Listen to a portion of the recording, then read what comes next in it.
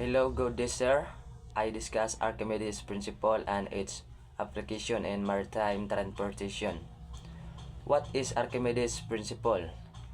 Archimedes' principle: an object submerged in a fluid experience an upward buoyant force unequal to the weight of the displaced fluid.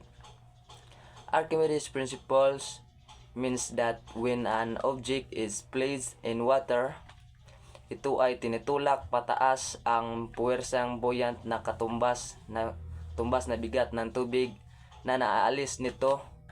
This is why object can float and feel lighter in water.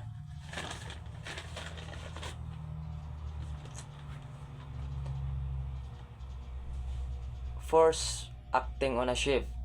A ship floats because two forces act on it. The buoyant force pushes upward from the water, while the ship weight falls downward due to gravity.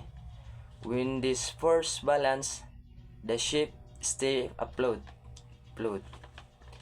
So natay duha na, which is buoyant force upward o weight of ship downward.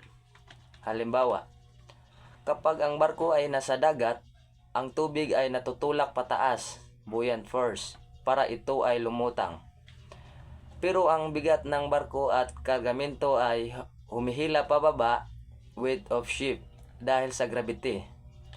Kung mas malakas ang buoyant force kaysa bigat, lulutang ang barko. Kung mas mabigat naman ang barko kaysa buoyant force, maari itong lumubog.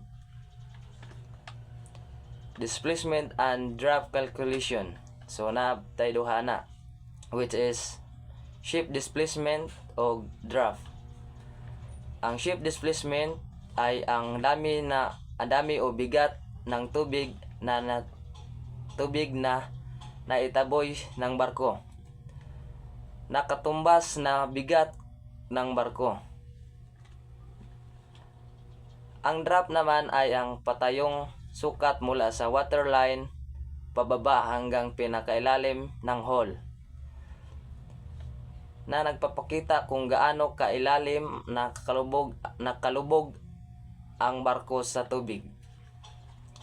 And that's all my understanding about Archimedes' principle and its application maritime transportation. Thank you, sir.